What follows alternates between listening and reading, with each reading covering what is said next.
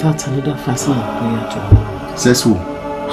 We just finished a 7-day prayer and fasting on this same matter.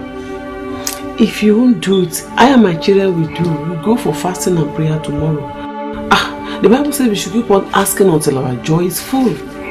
Dear, you don't understand me. I'm not saying we should not fast or pray. But where is the faith? Where is our faith in the covenant and promises of our Lord for us? If we must fast and pray on every bluffing of the enemy, our faith is beginning to diminish and fear is setting in. The last time we finished the fasting and prayer, that same night, I still had that dream. I saw that animal like a goat chasing me around the house, even into our bedroom. I'm tired of all this. Yeah, I heard that statement. I heard that statement. That is a negative confession.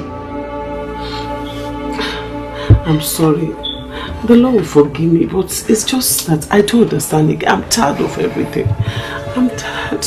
Okay. I think we need to pray. Let's pray. Let's wake the children up so we can pray together. This nonsense must stop. Amen.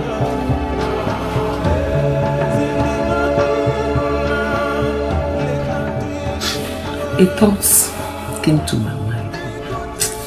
I don't want to take a line with that direction. I don't want to believe it. What thought is that? Anyway, never mind. Don't worry. Lady, we are worried already. So save me the unwelcome cancer. Tell me what thought is going on in your mind. Let me know. Lady, I want to know the thought that is going on in your mind. Well, I don't know why I'm thinking like this. It looks absurd, but the thought kept pressing in my mind. I don't know if I'm wrong, but just forgive me. Lady, you have not even spoken. So what are you sorry for? Your father. My father? You are sorry for my father? No. I mean, he has been my main concern. My father? How? You know, I said the other time that I may be wrong. Please forgive me. Stop all this nonsense and speak up. Speak to me. Speak to me. Tell me what is in your mind. Since the day it was confirmed that he's coming here to spend some months with us, the nightmares, series of nightmares, and bad women started. No, my dear. No. This nonsense has started before the confirmation of his visa. No. Think very well, honey.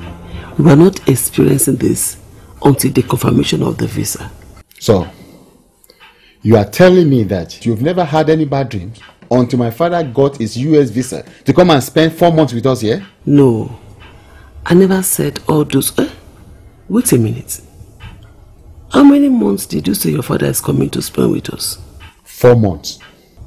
What? What? 4 months? I thought we agreed that your dad is coming to spend 6 weeks with us. Not 4 months. Lady, listen to me. My father was given 2-year multiple visa with maximum of 6 months on each trip. You know what it cost me to get the visa processed, together with the flight ticket. Now tell me, you want my father to come here just to spend 1.5 months with us? I'm sorry, honey, but I thought we agreed together that he's coming here to spend 6 weeks. And I said that is not logical. Besides, what has is getting the visa got to do with all these dreams? I'm not the only one that is having bad dreams in this house. Brega has just told us his experience. And even you. Remember you told me some days ago that a force was pressing you down on the bed, that you could not even raise your hand or your leg. And you cannot even open your mouth to shout for help. Lide, are you saying the coming of my father to the US is the cause of all these evil occurrences? Okay, I agree. It's not. But why are we experiencing all this of recent? Are we not supposed to be children of God? Is this house not the house of God? Why can't we just agree for once?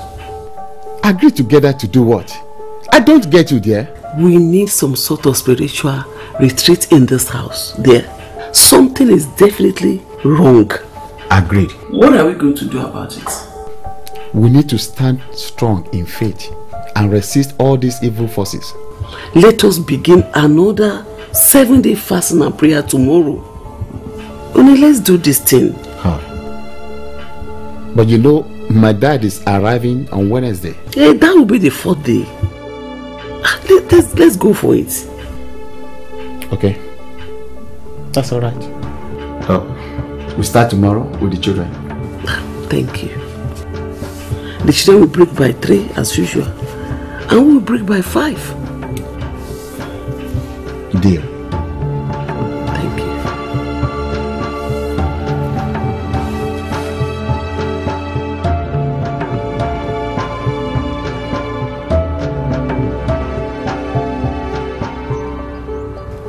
Luke 1:70-74. Just as he promised to his holy prophets long ago, now we will be saved from our enemies and from all who hate us. He has been merciful to our ancestors by remembering his sacred covenant, the covenant he swore with an oath to our ancestor Abraham. We have been rescued from our enemies so we can serve God without fear. Amen. Amen. Amen. I believe this is God talking to us this morning. This scriptures just read is a confirmation to what we are experiencing in this house these days.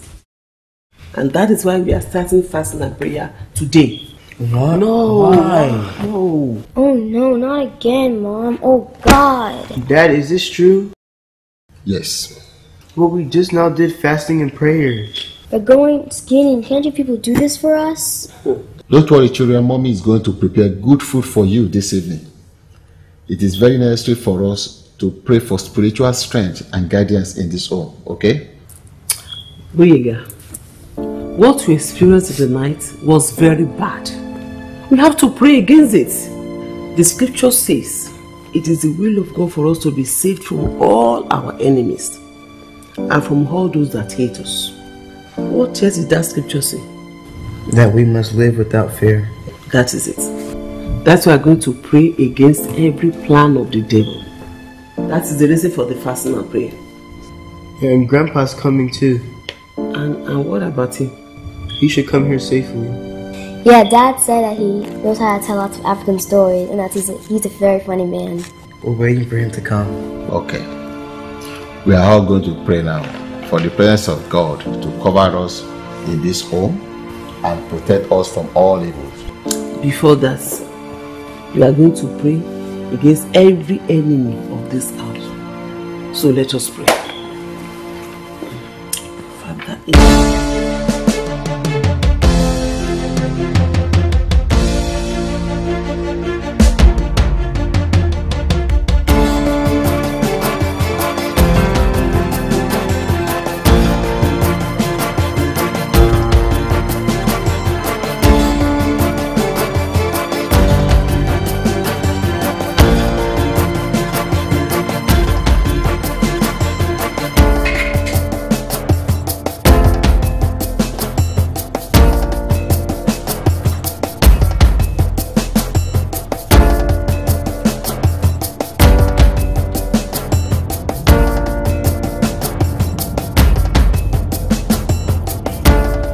Hello, yes, Dedu.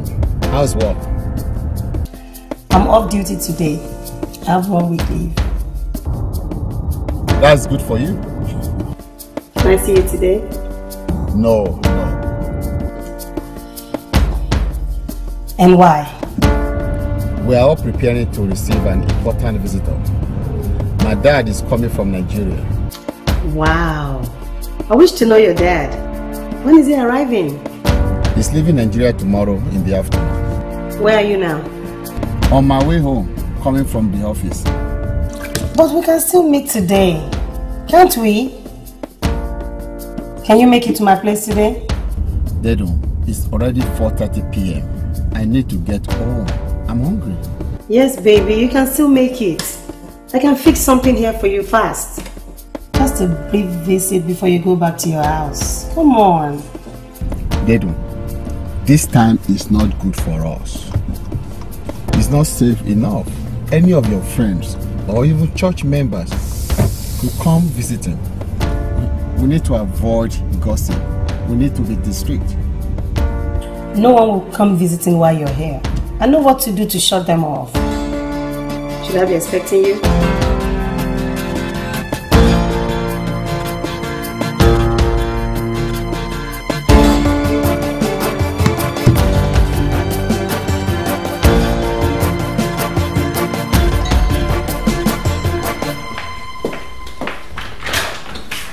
I'm waiting for you. How are you, David? Good.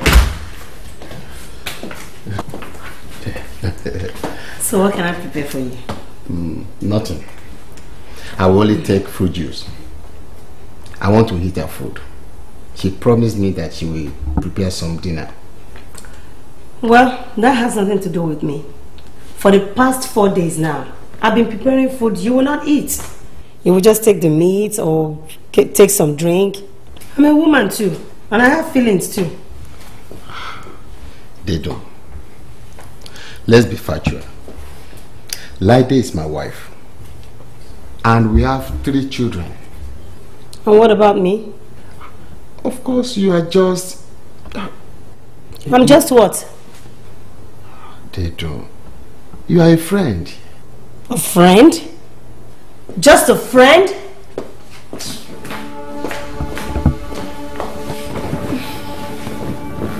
They don't care. But you know what I mean, don't you? They don't care. They don't care. But you understand what I mean. You know what I mean, don't you? I've told you. Let's do this. I can relocate to a nearby state. Louisiana is there, Oklahoma, Kansas, anywhere. We'll get married. I'll settle there. I will leave your wife here. I don't have to bother her. then you create time, out of work to be with me. A week, 2 weeks, just to be together. What about my children? Come on, baby. I'm not asking you to abandon your children. It's just for you to create time to be with me. They will be here. You don't seem to be serious with this relationship. You still have to give me some time to think about this. This is a huge plan, and I need to think about it properly, okay? Option 2. No, Dedo. Don't even go there. Divorce is not an option. I cannot divorce my wife. Just do something. Do something with her. Get rid of her somehow. Anyhow. And I said no. I cannot divorce my wife. That will destabilize my children. Besides, I am an elder in the church. It is not acceptable. Dedo, give me some time. Let me think about it properly, okay? Alright. I'll hold my peace. Then you must compensate for this. But I thought you said you want to fix something for me. I just want to show you something first. Let's go.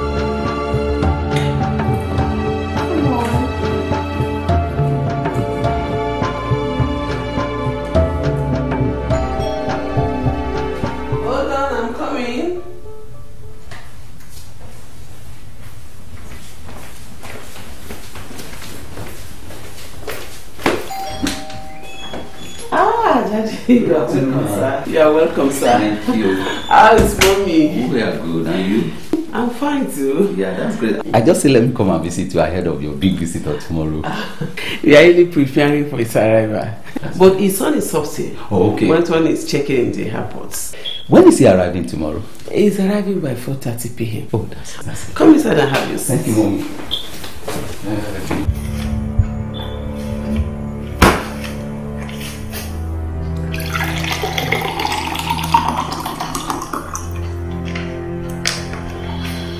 You are welcome, Pastor.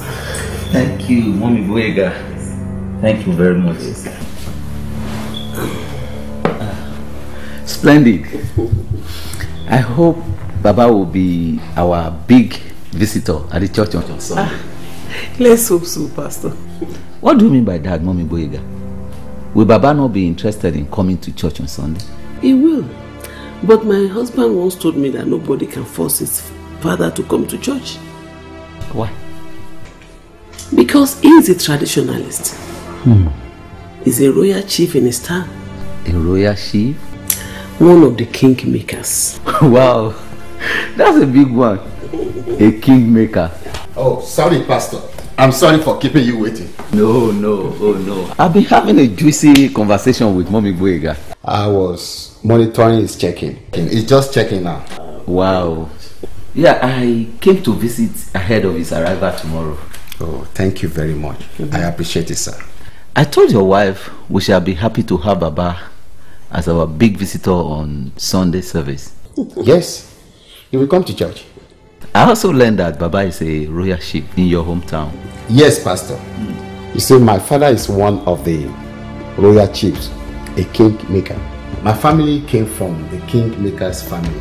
In fact, I was told that in the olden days, we used to rule the ancient town, not until one of those Yoruba civil wars, when traditions suddenly changed. Then, we became one of the king makers. We don't rule, but we make the king. That's interesting. Is it hereditary? Yes. My father is the 8th in my family lineage to be installed on the Opagbade seat of the 4 royal king makers of Ajibogun's township of Irewole local government, Osun State, Nigeria. And, oh, sorry, Pastor, that's my phone ringing. I'll be back. That's okay. Wow, Mommy Boyega, I didn't know that your husband is from such a strong Yoruba background. He is, Pastor. But, Pastor, there are issues on ground. Issues? What issues? I don't know why we have been having some strange dreams and negative occurrences in our house of recent. Since when? Since we received information of his father coming to spend some months with us. I may be wrong, sir, but these feelings are more than just being coincidental. Mommy Boyega, tell me one of the occurrences. Pastor, bad dreams. It has happened to me more than 3 times now. And Boyega too. Suddenly screaming out of his sleep. So many other things I can't just lay my hands on. I'm not comfortable with it. But Mommy Boyega, you know you cannot stop his father from visiting. I know, Pastor. But I'm just confused. I don't know what to do. Prayers. Prayers. And prayers. That is the only thing you can do now. The whole family has been in 7 days fasting and prayer since Tuesday, Pastor. That is it. There is no other weapon now but prayer. That is the most potent. My Lord Jesus, I'm praying to you this evening. I'm praying ahead of Baba's arrival from Nigeria tomorrow. Lord, I don't know why I'm feeling this way. I don't know if my feeling is right or wrong. But I pray to you, Lord Jesus, that to prevent evil from coming into this house, wherever evil may be coming from, Lord Jesus, let the evil go back to the sender in the name of Jesus. Let that evil go back to the sender in the mighty name of Jesus. And I pray, Lord Jesus, as this Baba will be coming tomorrow, Father, let peace come with him. Let serenity arrive with him into this house. And if he's coming here with any evil, let that evil stop at the door and go back to where they are coming from. Lady, what's your problem? What is your problem? My father has a lot of evils hanging all around him. I heard you saying that every evil coming to this house should stop at the door. Alright. Should I pray that all the evil should enter the house? Eh? Lady, so you believe that my father has a lot of evils that he's coming to this house with? So you think my father is a herald of evils? Isn't it? No. Honey, I never thought that. I've never thought that. I was just praying because of all these evil dreams I've been having. And you have been having these dreams the moment my father got his visa to come to the US. I don't even know what kind of wife you are. You don't love your father-in-law. That is very wrong of you to say. Telling me I don't love my father-in-law. I don't love my father-in-law. We send money to him from time to time. I don't love my father-in-law. I call him on phone, we talk, we play. That is very wrong. Let me remind you, Lady. Last year, when your mom was coming to visit us here, you didn't have any bad dream. Did you? I even doubt if you had any dream at all.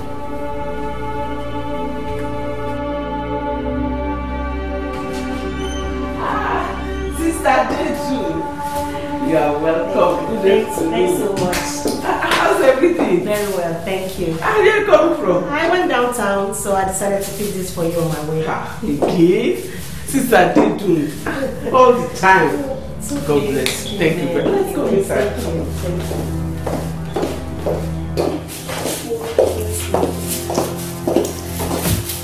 So, here. Thank you very much. You do things for us all the time. I heard that Adele's father is coming in today. Yes, he's arriving this afternoon. What can I offer you? Oh, don't bother yourself at all. I just decided to come by and greet you before Baba comes. Thank you very much. I'm so impressed, Sister Deju. You are doing much for us all the time. Much? Yeah. What much am I doing? Sister Deju, on Sunday, you gave us a carton of fruit juice, remember? And you bought ice cream for my children. Again, when you traveled last to Swiss, you bought designer things for us, and wristwatch for my husband, and a pair of shoes for me too. No, Mommy Boyega, I'm only doing what the Lord lays on my heart to do. So how's the other Dele? He has gone to the airport to pick Baba. Oh well, help me greet him when he comes with Baba. Okay. I have to take my leave now. I have a meeting with the choir tonight. Sister Deju, God bless you. You are doing a great job among the choir. Imagine the song they sang on Sunday before the sermon. it was something else. I'm just trying to be faithful with the gift the heavens has bestowed upon my life. Amen. And the Lord will anoint you the more. Amen. Thank you very much. God bless you. I'm grateful. Welcome. I have to take my leave now. Thank you very much. God bless you.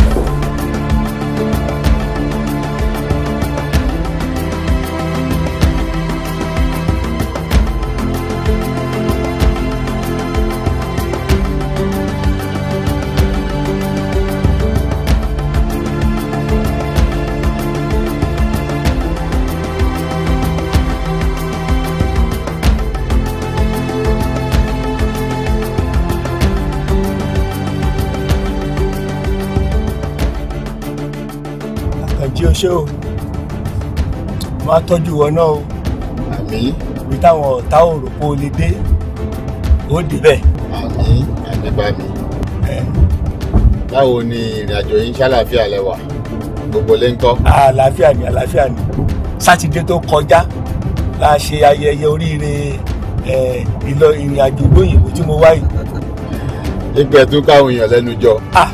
Akànjí, èmi lolóyè àkọ́kọ́ tí ó kọ́kọ́ lọ lóyìnbó ní gbogbo ìlú Ajíbógun. Gbogbo olóyè ló péjọ sílé mi tí mo fi lé pọtí tí mo fọ̀nà rókà mo fi gbogbo agbada dínran. Owó tó fi ránṣẹ́ náà lálo agbè ẹmu tó fẹ̀gbẹ́ lélẹ̀ ó tó 9. Ìyẹn ni gbogbo àwọn olóyè jẹ, àwọn èèyàn yòókù ló jọkà. Ẹlòmíín sì lákàrà àtẹ̀kọ́ lòun ò jẹ, gbogbo wọn la fún lóúnjẹ. Ọba ìlú Ajíbógun Olójòkè Akínṣebíntín òun ò lè wá toró nípàdé pàjáwìrì pẹ̀lú alága ìbílẹ̀ Ríwọlédé àmúrásojú Balógun wá. Ẹ ṣe lè pín gbòòlù sí pàtí nítorí pé ẹ ń bọ̀ wá sí Amẹ́ríkà. Àjí kí ló ń sọ yìí, ìwọ ló tún sọ̀rọ̀ báyìí. Ẹnìkan yìí pé rin kìlú mọ́mọ́ ọdẹ kan lè dá ẹ̀fọn pa ó tún dájẹ́. Èmi ò lè kúrò nílùú kìlú ọmọ mọ́, èmi Ọláyé Òtán Àbẹ̀jóyè. Ògbólé alábàáwọn mo fi mọ́lé ẹ mọ́, ọ̀fẹ́ yẹn ẹsẹ̀ dárúwé pẹ̀nù. Mo lè jáde nílùú kìlú ọmọ mọ́, ọlọ́mọdé kó gun ilé wa kúrò nílùú. Ò ṣe pẹ̀lẹ́ arákùnrin, ìlẹ́wọ̀ arákùnrin. Oh, my boy, Igbo ni. My dad is busy. Welcome, sir. Pẹ̀lẹ́. Ìkan náà àwọn tó ń bá mi ṣiṣẹ́ ní ọ́fíìsì mi. Ṣé pé Akànjí, ṣé àwọn yánmírí náà wọ́n kọ́ wà l'Amẹ́ríkà ní? Wọ́n pọ̀ gan-an, wọ́n pọ̀ nílùú yìí gan-an. Wọ́n pọ̀ gidi nílùú Ajíbógun. Oríṣiríṣi nǹkan náà ń tà lọ́jà ọba. Ṣé náà fọ́n káàkiri ìlú bíi iná orí?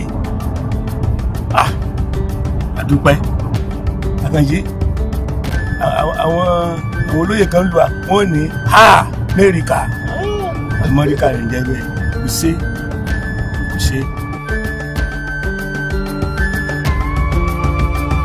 Àmì àti délé o.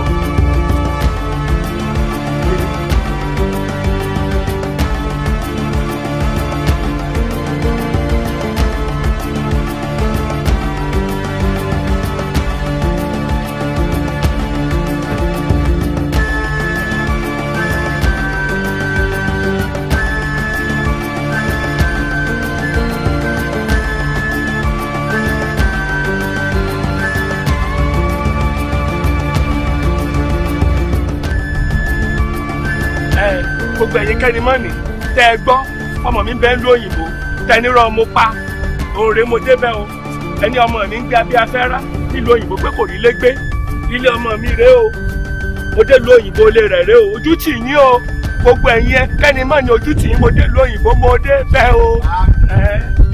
Àwọn tẹ̀ ń bá wò. Wọ́n ò sí bí ṣùgbọ́n lẹ́dàá wọn ń bẹ ní ojú tì yín ojú tẹ́lẹ́dàá yín ojú tì yín ọ̀ọ́bì yín o.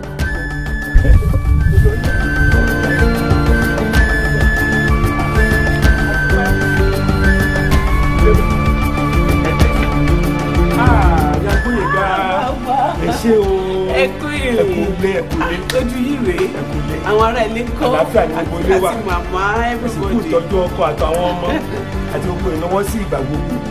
Ẹ ṣé ilé rẹ̀. ẹ wá lọ jókòó. àfi àfihàn ní tí ò tó báyìí ilé rẹ̀ bí àfihàn ṣe o.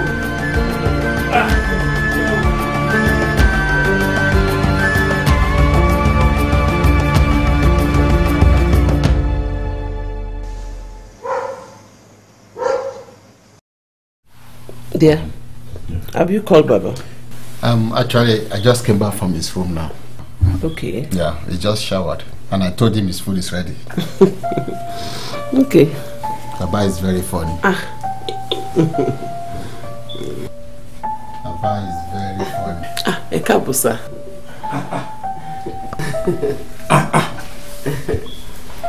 Lẹ́fi gbogbo lépo títẹ̀ fọ̀nà rókà. Tẹ́ gbogbo agbada dínran yìí. Ẹ wá jókòó báyìí. Ẹ káàbọ̀. Ẹ pé gbogbo olúwa jẹun ni. Rárá o. Ẹ̀yin náà, amẹ́ta yìí náà ni. Ẹ̀yin ni láyé fi kí káàbọ̀.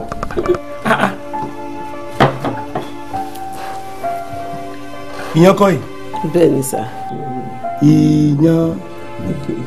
Ṣé kí mo tún lè bá yán pàdé ní? Lọ́mọ kọ́ yìí. Bẹ́ẹ̀ ni sir. Àtẹ ẹ̀fọ́ rè. Bẹ́ẹ̀ ni sir. Ẹ̀fọ́ rírò. Ògùnmọ̀rẹ́ àbí àjẹ ẹ̀fọ́ wò. Èmi ò mọ èyí tó jẹ́ ń bẹ̀ sá mi ò bóyá àjẹfáwò. Àjẹfọ́wò. Àjẹfọ́wò. Báwo lèèyàn ṣe lè jẹ tó dá tó fọwọ́ ẹ̀ mọ́lẹ̀? Ó dùn ni. Ó dùn ni. Ẹ̀yin ò jẹ́ rí? Èmi ò jẹ́ rí sá. Àdúpẹ́. Tó mo ti ẹ̀rẹ́fọ́ jẹ ní ìlú dúpẹ́. Ojú tún tì wọ́n. Ojú tì wọ́n. Àwọn àwo tún nìyẹn. Àwọn ọ̀tá ni wọ́n pọ̀ nílé. Wọ́n fẹ́ ń wá. Wọ́n ní bí mo bá dọ̀hùn ewé mi mọ̀ jẹ bí ewúrẹ́. Sàláàdì náà ń pè yẹn sá. Sàláàdì. Àdúpẹ́. Omi ìṣòwò ni. Àwa bẹ̀rẹ̀. Ẹ dúró náà, ẹ jẹ́ ká gbàdúrà ká tó máa jẹun. Àdúrà. Ẹ jẹ́ ká gbàdúrà. Nígbà àgbà kan lẹ́ẹ̀kan. A ní ká dúpẹ́ lọ́wọ́ Ọlọ́run náà ni. Yóò sì tó mẹ́ta ní ìsìn tá a ti gbà yín èyí tí mo dé yìí. Ẹ jẹ́ ká gbàdúrà. Ọ̀ya ẹ má gbà. Bàbá wa àti Ọlọ́run wa dúpẹ́ lọ́wọ́ yín fún ìpèsè oúnjẹ yìí fún wa. A dẹ̀ dúpẹ́ tí ẹ mú àwọn bàbá débi láyọ̀ àtàlàáfíà. Àyà oúnjẹ náà sí mímọ́ lórúkọ Jésù Kristi Olúwa tó olùgbàlà wa. Àṣẹ.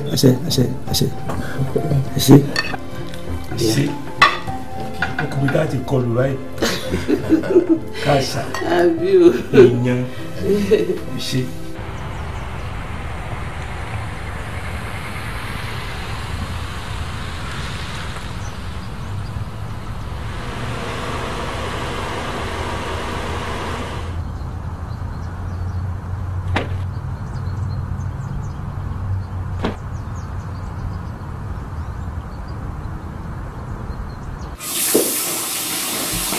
Mom, Yes. Dad said Grandpa came back from Nigeria. Yes. Is he a very old man? Can I meet him? Mm-hmm. Oh, he couldn't have been that old. Dad showed us pictures. Did he bring his crown? Crown? Which crown? Dad said in Nigeria that he was a king. No. I never said he's a king. I said he's a kingmaker in my town.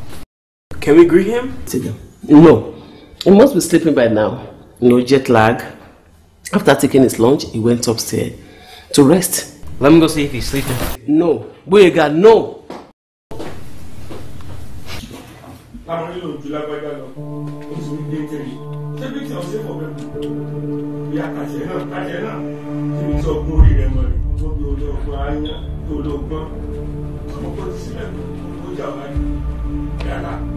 Mom, Dad, Did you see him? wasn't Grandpa alone in the room? Yes. No, there's someone else in there. Eh? He's having a conversation and he sounds very angry. God have mercy. Are you sure? Yes.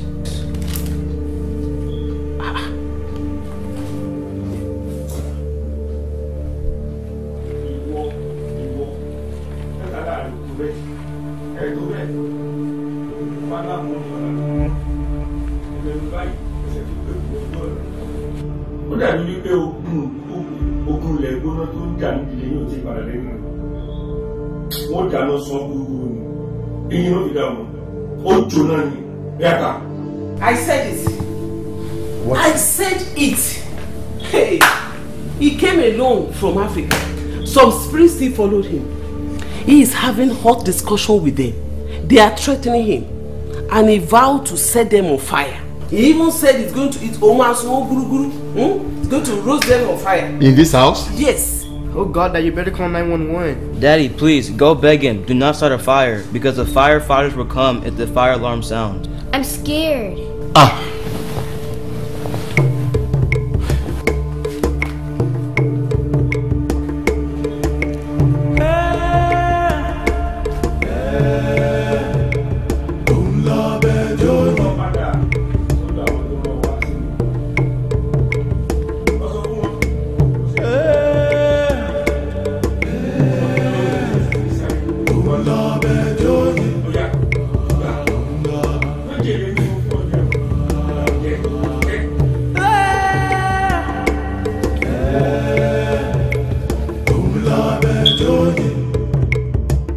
Money,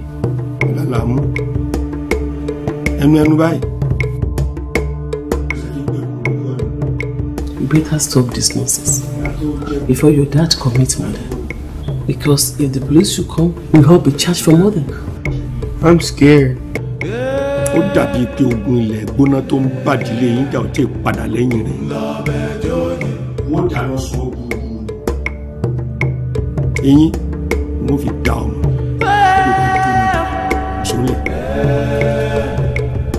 Bóòrí nǹkan gbẹ̀sìn fádé gbogbo àwọn aráàlú mọ́ríkà náà wá péjọ wọ̀ yìí wọ́n á wọ ẹ̀sìn rẹ̀ ẹni bá ti kọ̀wọ̀ sí ilé àbùkù òde ni ó gbà ó yá ta.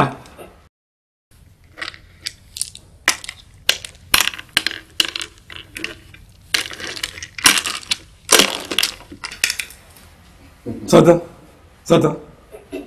síbi tó gbọ́n orí rẹ̀ mọ̀ rẹ̀ ọgbọ́n bí gbọ́n orí ayán ìbáyìí.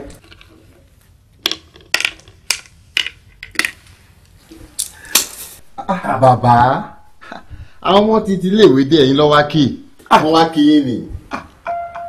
Mo ríre o ẹ mọ́ bínú o ìgbẹ́sìn fádé wọ́n ṣẹgbẹ́ kan jẹ́ káwọn èèyàn gidi ẹ̀yin ọmọ ẹ mọ̀ bọ̀ ẹ súnmọ́ mi ẹ mọ́ bínú.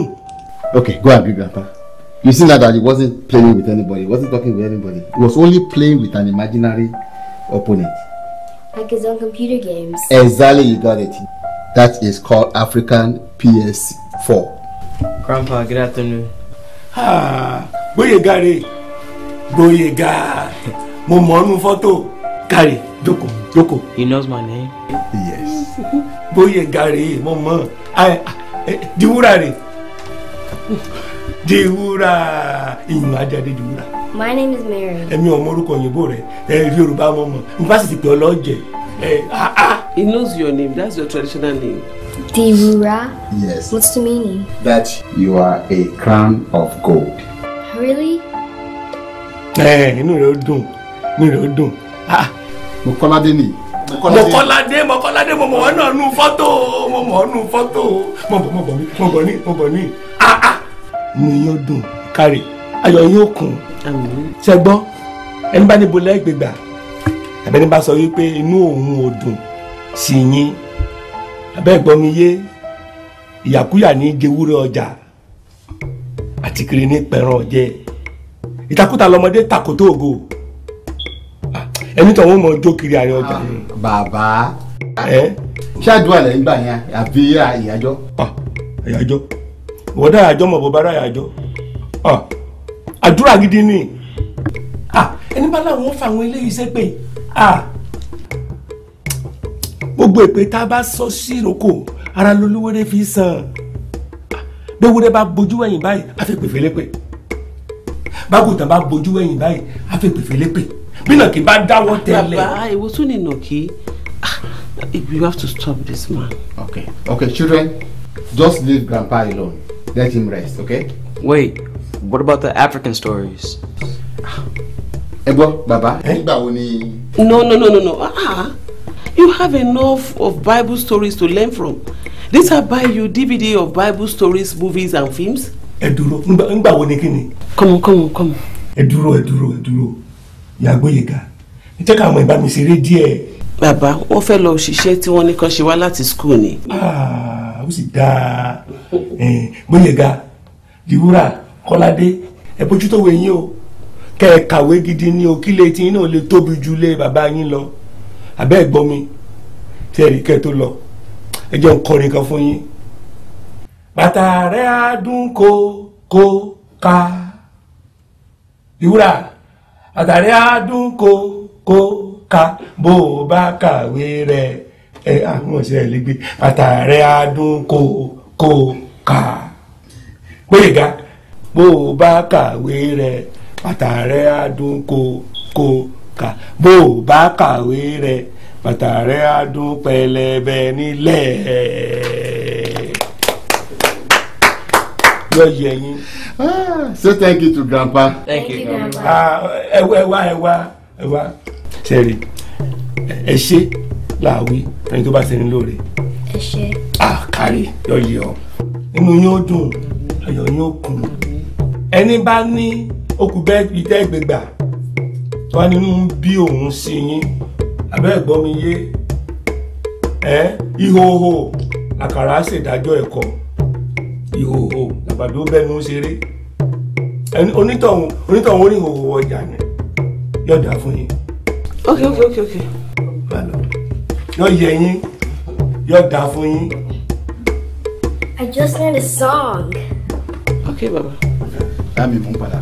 Ẹ ṣé o, tó bẹ́sẹ̀ bá dé, nsọ́lẹ̀.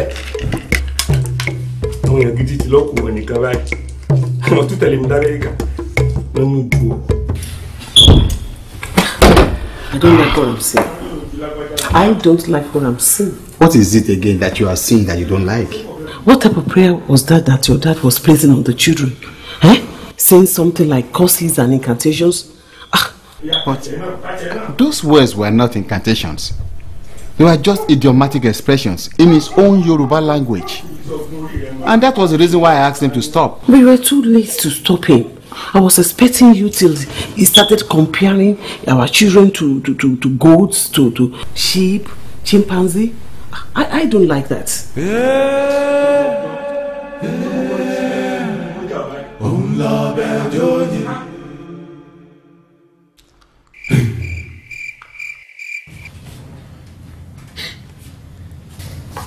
Yeah. When to come to bed? I will come whenever I'm ready. I was talking with you and you walked out on me. Was that a virtue of a respectful wife? I was saying you did not take the full responsibility as their father. You are supposed to stop all those incantations and evil concoctions of words over our children. And I said they were not incantations. But why the noise? People are already sleeping. Okay, I'm sorry. All right, okay, thank you. You can go.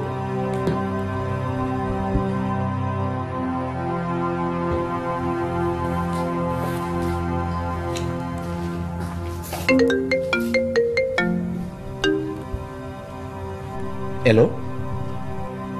Hello, how are you? Fine. How are you too? Not fine. Why? What happened to you? I'm lonely. Where are you? I'll be late to the office tomorrow. I will not be around until after 11. Okay? Office? Oh, I understand. Good night. Good night.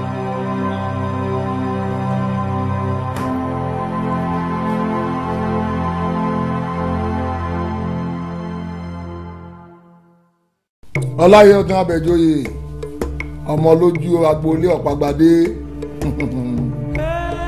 ìwọ ló ṣe yẹn bí ọkà tó ń pe gbẹ̀gìrì lẹ́kọ̀ọ́ pupa o bọ́ ọba lóhun tí mò ń wí òye ọ ọkàn ń ṣèrìnrìn ọ̀sán gangan lásán ni o a ní àdóòdẹ ojúbọ ìtẹ̀gbà tó lóòfún ìdílé wa dà. ọ̀rọ̀ tí mo ń sọ ni pé ọ̀rọ̀ tẹ́ ń sọ ò tí yé mi o kò yé mi torí pé nígbà mìíràn ẹkún ọmọdé kì í jẹ́ ká mọ ohun tó ń sọ ọmọ o bóyá ebi ló ń pa ni o bóyá ara ní ro ni o. gbogbo ń tà ń sọ kò yí ọ ọ̀rọ̀ àdóòdẹ tó o mú ní ojúbọ ọ̀tẹ̀gbà kò yí ọ àbí ọláyé ọ̀tán. ọ̀dà ìwọ Olúòjé àti ìwọ ìyá Akẹsàn, ọwọ́ ta ló yẹ kí àdóòdẹ ojúbọ ìtẹ̀gbà wà? ṣé ọwọ́ agboolé Ọ̀págbadé ló yóò wà ní àbí ti ọba Òjébólú? ní tòótọ́ ọwọ́ ilé Ọ̀págbadé ńlọ yẹ kí àdóòdẹ ọ wà torí ẹni tá a gbórí ẹja fún òun náà ló lójú ẹja ńgbà tó ti jẹ́ pé aráalé Ọ̀págbadé ńlọ wà ní ìṣàkóso àti darí ojúbọ ọ̀tẹ̀gbà ọwọ́ wọn náà ló yẹ kó wà ṣùgbọ́n gẹ́gẹ́ bẹ́ẹ̀ ti mọ̀ pé ìdílé tí àdóòdẹ bá ti wà wọ́n máa ń lówó lọ́wọ́ ni wọ́n máa ń ní tẹ̀síwájú ni wọ́n máa ń ní ìgbéga ni láti bí ọdún méjì tó sì ti wá wà lórí àga àṣàkóso iná láti wà ń bẹ̀ ọ́ wípé kó o mú lérí rẹ̀ ṣẹ. ṣé pé n tí ì mú lérí mi ṣe báyìí ṣé wọn ò kó 100 iṣu wá bá yín garawa epo 21 ṣé wọn ò kó wá sílé yín ṣé wọn ò gbé àgbẹ̀ ẹmu 16 ṣé ń gbé wá bá yín ṣé wọn ò so màálùú 3 mọ́lẹ̀ níwájú ilé awo ń bí wọn nínú balógun ìdílé àwọn ọba Òjébólú 10,000 báyìí mo fún gbogbo àwọn olórí agboolé yín ní kọ̀ọ̀kan ẹ wá ní wọn mú lè rí iṣẹ́ èmi mú lè rí iṣẹ́ mo ti ẹ̀ ṣe jù bẹ́ẹ̀ lọ gan. láyé ò tán àbẹ̀jòyè lọ ń ṣayé báyìí ṣayé ní ń jẹ ọ ni àbíwọ̀ lọ ń jayé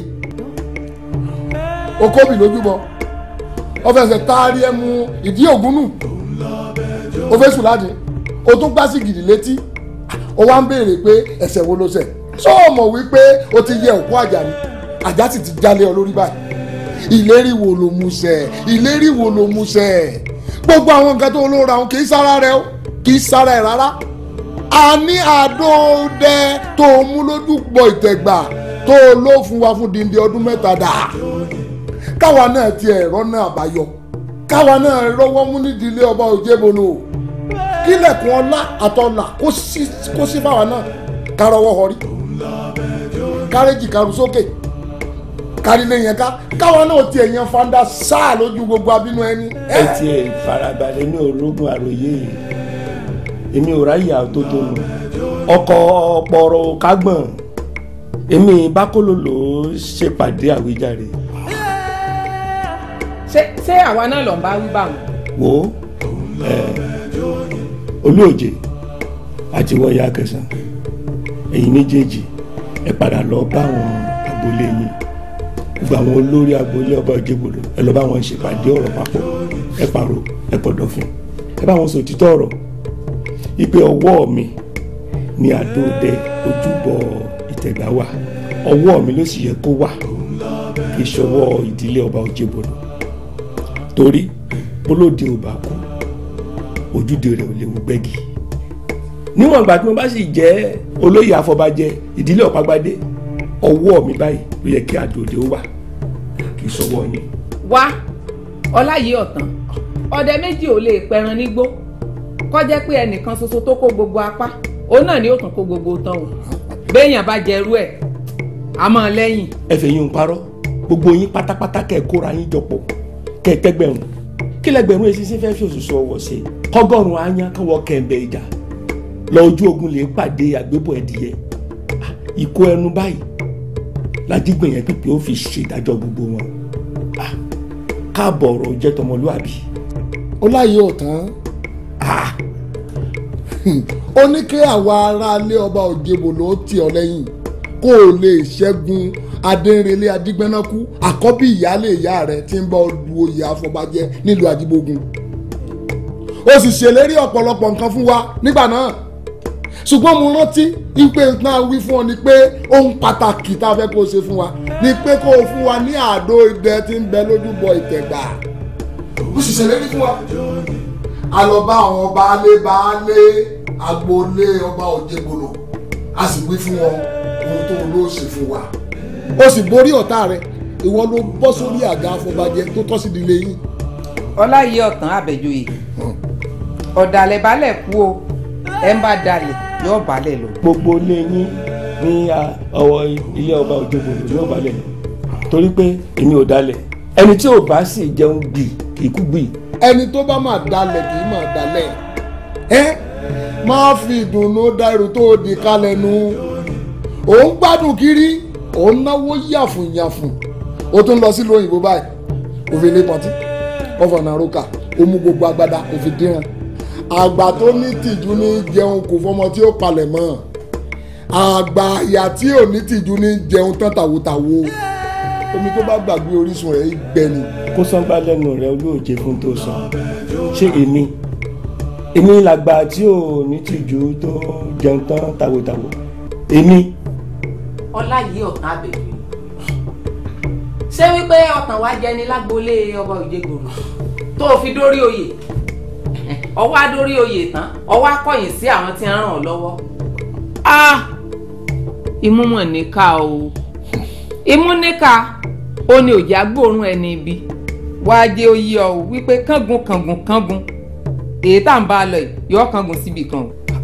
ẹ ti ẹ̀gbọ́n náà ẹ wá oore pẹ́ a sì rí gbàgbé ẹrú pẹ́ nílé ó dọmọ bẹ́ẹ̀ mọ̀ tán ẹ ṣáà máa àrọ́bá bàbá tán abẹ́sìn káwọ́ ni àwọn baba ńlá yín ṣe náà ń ṣe fún ìdílé ọba Tẹ̀tẹ̀rẹ̀gùn Oníbòtújẹ ẹ mọ̀ ni ẹrú ogun jàyè làwọn baba ńlá yín ìjánu ẹṣin ni wọ́n máa ń kó fún ìdílé ọba ẹ̀yin ò mọ̀ túmọ̀ ọba Òjègbòlò ni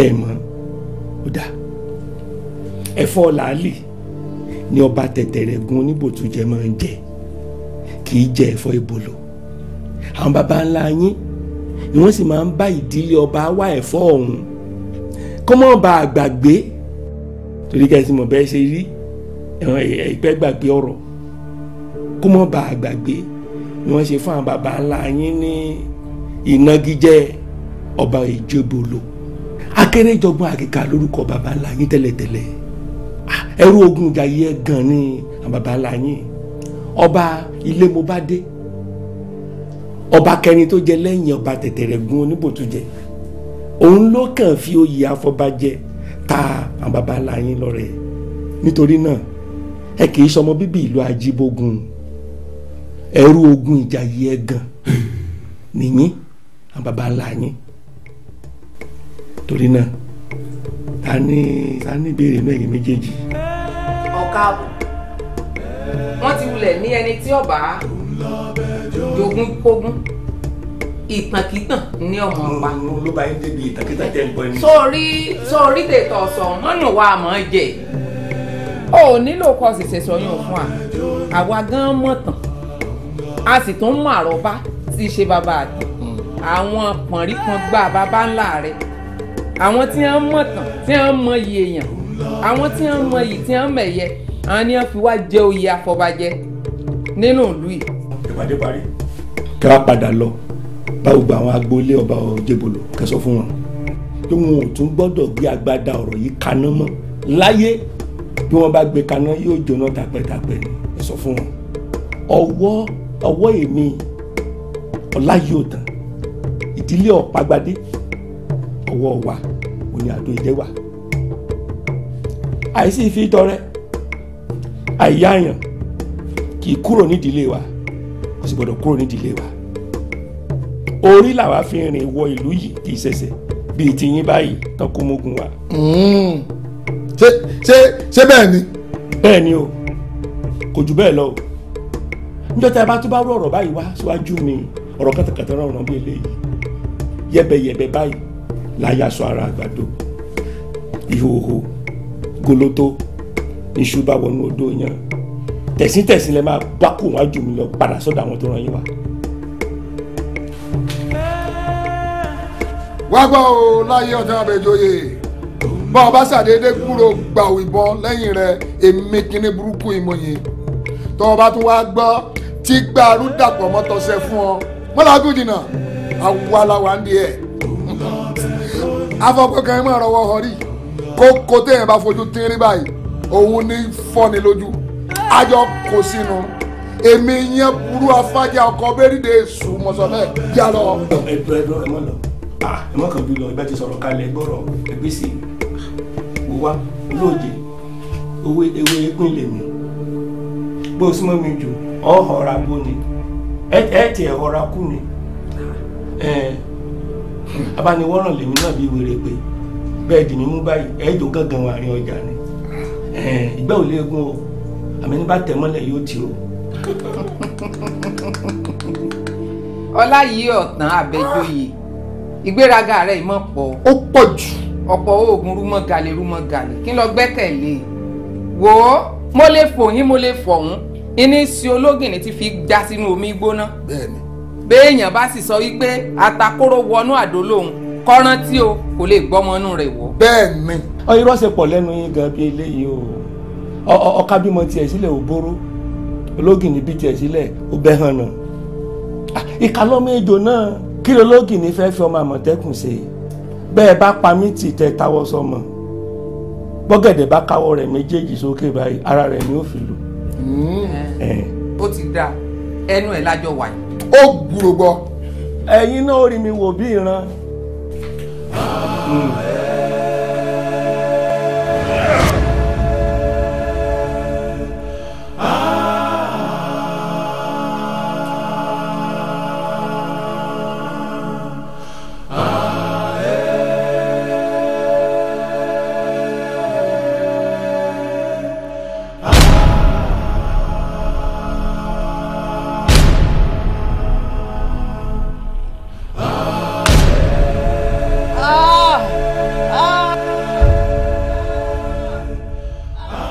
òun ọmọ kọ́ ni mò ń gbọ́ mi.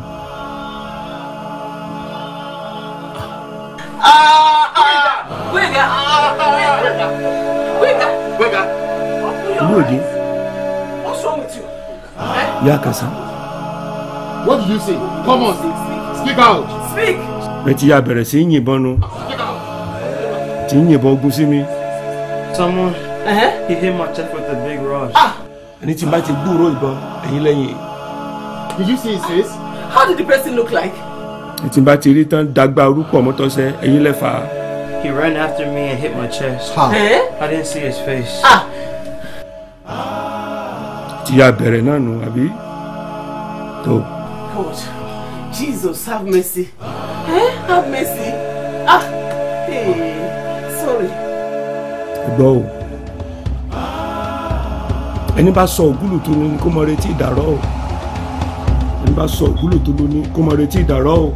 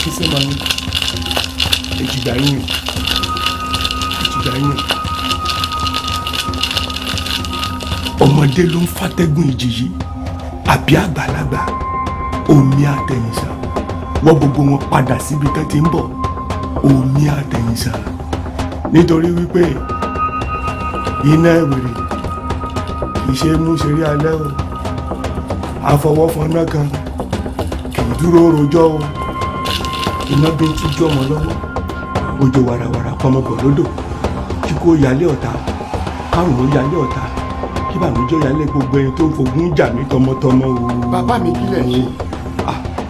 àkànjíbò lára ọmọ òun. ọmọ wo ọmọ mi báwo lẹ ṣe mọ̀ pé nǹkan ṣọmọ mi. àmúgbàriwo ni. ẹ gbàriwo bàbá ẹ gbàriwo àṣẹyìn lẹ ń finá mọ́ wa nínú ilé yìí àṣẹyìn lẹ wà nídìí wàhálà tó ṣẹlẹ̀ nínú ilé yìí. àkànjọ ọ̀rọ̀ rí bó ṣe ròyìn o. báwo lọ ṣe rí bàbá ẹ dúró rí aṣọ òfu ẹ ń miṣẹ́ rẹ ẹ ń pọ̀fọ̀ ẹ ń pògèdè nínú ilé tí ta ti ń ké pe orúkọ olúwa lọ́sàn-án àtòru. àkànjí báwọn kọ́ lọ̀rọ̀ rí bàjẹ́kẹ́ sì ètò yìí tán o kò ṣeé ṣe láàbọ̀ o. ètò wo bàbá ẹni iná bíntín tí ń jọmọ lọ́wọ́ odò ara tí ń pọmọdé bọ̀ lódò. àkànjí báwọn kọ́ lọ̀rọ̀ rí o ọ̀rọ̀ rí bẹ́ẹ̀ o. báwo lọ̀rọ̀ ṣe rí bàbá báwo lọ̀rọ̀ ṣe wí. Jesus bàbá kí lélẹ̀. I just came and met him like that. bàbá kí ló dé tẹ̀ fi ṣe báyìí sí wa. kí ni mo ṣe ya Gbóyèga àkànjí kí ni mo ṣe. kí lẹ̀ ṣe bàbá ẹ̀ ń miṣẹ́ rẹ ẹ̀ ń pọ̀fọ̀ ẹ̀ ń pògèdè ẹ wá ní kí lẹ̀ ṣe. àkànjí ìyá Gbóyèga ọ̀rọ̀ rí bẹ́ẹ̀ ṣe ń ròyìn ogun tí mò ń ṣe ìyájú ọmọ ni o. ájò wo lẹ̀ ń ṣe ẹ tún sọ wípé. kí náà tún sọ. never mind. Never mind? What do you mean by that? I shouldn't mind? Hey, when some evil things are being said about my children, you said I should not mind? All this nonsense must stop. I've seen this before now, and I told you. Hey! Kí ló dé tẹ́ fi ṣe báyìí sí mi? Kí ló dé tẹ́ fi ṣe báyìí? Kí lẹ rí tí mo ṣe? Àkànjí, mo lálàá, mo ráwọn ìdílé ọba Òjébolo, wọ́n ń lérí, wọ́n ń fọ́ntá, wọ́n láwọn ó gbógun tì mí. Mo ní irọ́ ni. Irọ́ náà ń pa o. Òṣùwọ̀n tí òwú aláǹtakùn lè fi dín dí òṣùṣù ọwọ́ ṣe. Mo ní 20 ọdún lónìí tí ajá ti ń gbénu ilé, ìgbẹ́ lọ̀bọ wà. Bí mo ṣe tají báyìí, mo gbáriwo tán, mo gbáriwo ọmọ. Mo sì ti mọ̀ wípé àwọn Olúòjé àti Ìyá Kẹsàn wọ́n ti yìnbọn nu. Torí wọ́n ní táwọn bá ti yìn, táwọn bá ti gbúròó ìbọn báyìí, wọ́n làwọn yìn. This is it. Wọ́n ti sọ fún mi tẹ́lẹ̀, wọ́n ti kìlọ̀ fún mi, èmi ni mi ò gbọ́. Pé kí ni? Pé wàhálà lẹ̀ ń gbé bọ̀ láti Nàìjíríà. Èwo ló kàn mí pẹ̀lú àwọn ará ilé ọba Ebolo àti àwọn Ìyá Kẹsàn. Èwo ló kàn mí? Mo tún gbọ́ tẹ̀ sọ wípé wọ́n yìnbọn fún sí wa. Ẹ jẹ́ ránṣẹ́ sí wọn, tó bá gbébọn wá. Àwọn border patrol ló máa arrest wọn láti airport. Ẹ̀wọ̀n ni wọ́n kú sí. Ẹ jẹ́ ránṣẹ́ sí wọn. Farabalẹ̀ pẹ̀lẹ́pẹ̀lẹ́ Àkànjí pẹ̀lẹ́pẹ̀lẹ́ ọ̀rọ̀ orí bó ṣe ń sọ yìí o. Báwo lẹ ṣe lò sí bàbá? Báwo lẹ ṣe fẹ́ kí n rò sí? Ìjà tẹ́ ìjà kù ní Nàìjíríà ẹ tún gbé ká mi mọ́lé ẹ gbé wá ká mi mọ́lé l'Amẹ́ríkà. Àwọn ìdílé wọ́n tún wá ń ṣèlérí pé àwọn á yìnbọn tọmọtọmọ. Bàbá ìjà wàhálà lẹ gbé wá sílé mi yìí o èmi ò fẹ́ wàhálà o bàbá. Wàhálà báwo ni? Ìjà yóò kàn ọ́ Àkànní, ìjà yóò kàn ọ́. Èmi àti ìdílé àwọn ọba Òjébolo la dá mi ìjà kaná a sì jọ ro ka wàhálà rẹ̀ jẹ ni. Kò kàn ọ́. Kò kàn mí lẹ̀ ń wí. Èmi ò fẹ́ wàhálà nínú ilé mi o. Bàbá gbogbo nonsense ìbádọ̀ stop o nonsense. Wà dúró ní sùúrù jẹ́ ìsàlẹ̀.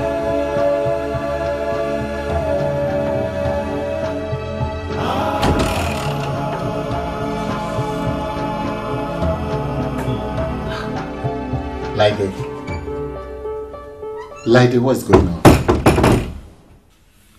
What's going on? You have not answered the question. What question? Now, this pretense is what I never planned for in this marriage. Are you saying you forgot what you heard your dad saying about our children? I walked into his room and I heard him saying some words like incantations. Something like Ino Binti Jomolowo, and asked him for the meaning. He said he was fighting against some enemies that were attacking and trying to attack him, his children and grandchildren. And again, that's enough. That's enough. Ever before he arrived, I have the feeling that something was wrong with his coming. And I told you, did I tell you? No wonder. My children were having various terrible nightmares. And I was having spiritual attacks all this while. And I told you, didn't I tell you? Laide, calm down. Let's talk this over. Nothing to talk over. Please, nothing. Because I can't endanger my family, my children, because of your father. No, I will not. Laide.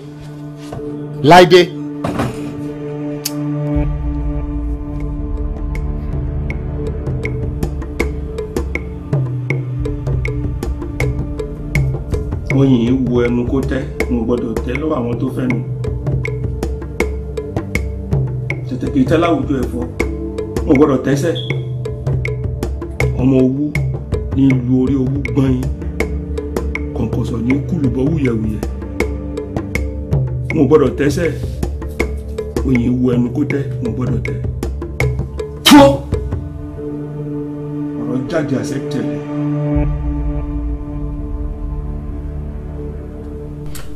Lade, you are not being realistic and you are not patient enough. It is you who is not manifesting wisdom.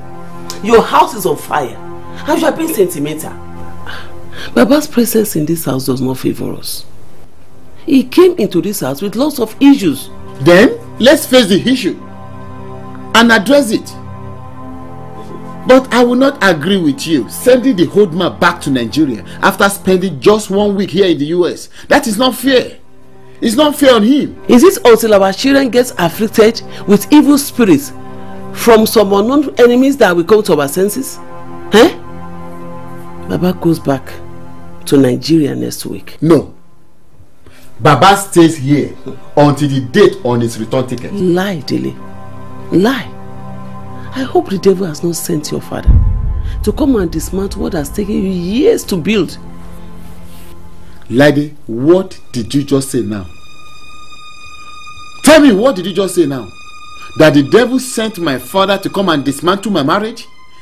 Is that what you said? I'm sorry, but I didn't mean that. I didn't mean to say that. Then tell me what you meant. What did you mean? Lady, what did you mean?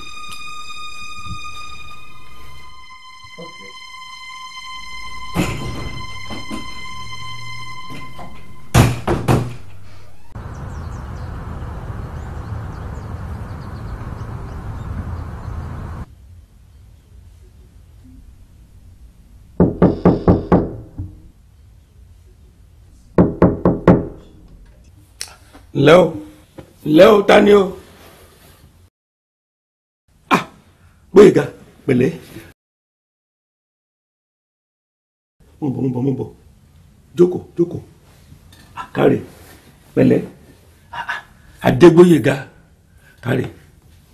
Ọ̀kín olóòlà yùn. Àlàdé wù mí ọ̀kan bàbí. Bà méjìlá yòókù tọrẹ fálágẹmọ, káre. Pẹ̀lẹ́. Àwọn àbúrò rẹ̀ ńkọ́?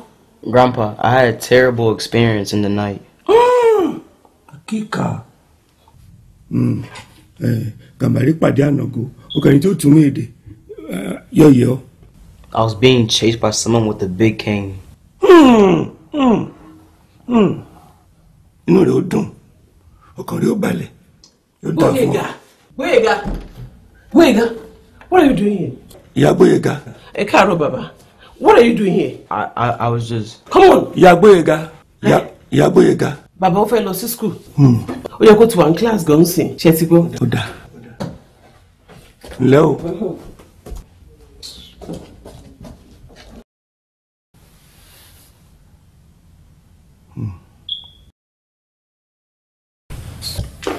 Come. What have you gone to do in Grandpa's room this morning? What did he do to you? Did he place hand on your head? Did he touch you? Did he do what? Like it? I won't open my eyes and watch my children be enchanted. Your father came into this house, your Christian home, with witchcraft and idolatry. You are not even moved. It doesn't worry you. Eh? This is a shame. Let's go to school. Come.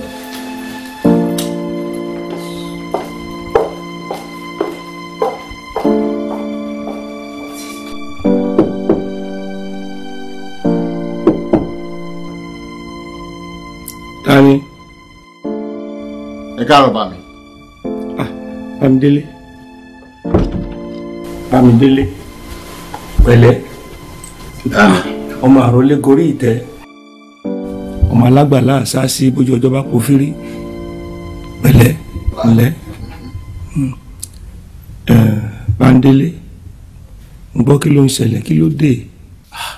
Atẹ́gùn sọwọ́ òdì, ilé ń gbóná. Ilé ń gbóná kẹ̀. Lé ẹ̀dẹ̀ sọ fún mi látànà.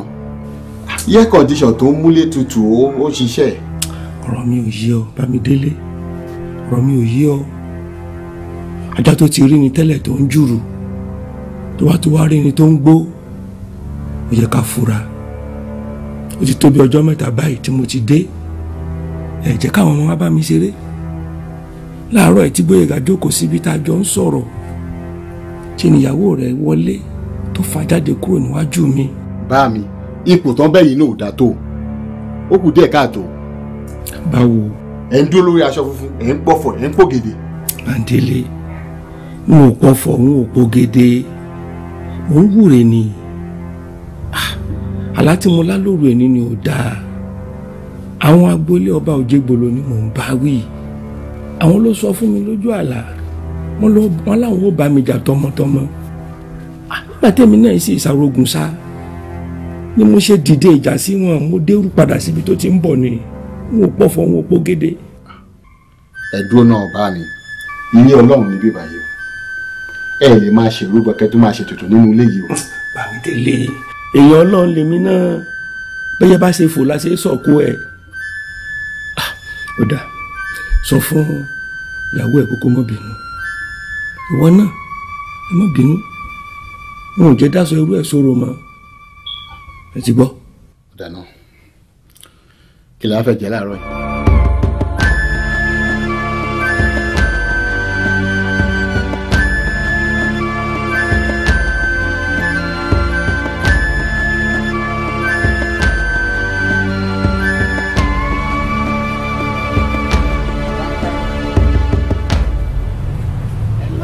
Good morning, Sister Laide. Oh, hello, Pastor. Sorry, we have not come to visit Papa since his arrival. How is he? It's okay. He's there at home. What happened, Sister Laide? You don't sound excited. Any problem? Plenty problem, Pastor. In fact, I've planned to come over to brief you the latest developments. Come on, tell me. Pastor, I don't want you to see me as an inhospitable person or a wife who has no regard for her in-laws. But what do you make of a father-in-law who came visiting his son with all the idols of his house? Meaning? For instance, Pastor, when my son had an attack and we all rushed into his room, the old man was reciting incantations, standing on an occultic white cloth and shaking a strange calabash god, Pastor. Is that so? Unfortunately, Pastor, it was his son who stormed into his room and found him doing that. At 12:30 in the middle of the night, at the same time, Gbénga screamed out of his sleep. That is very strange.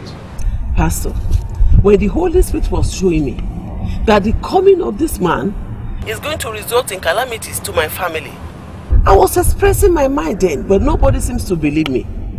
I was sounding to everybody then like a hateful wife who doesn't want to host her in-laws. You know what? I want you to be very calm. I want you to be very patient. I want you to be very wise. I want you to allow the Holy Spirit to lead you in this matter. Sister Laide, I will see you soon. All right, Pastor. Just be praying for us, for my family, that God will deliver us from this lion's den. Don't be too anxious in this matter. Let the Holy Spirit take control. Thank you, sir.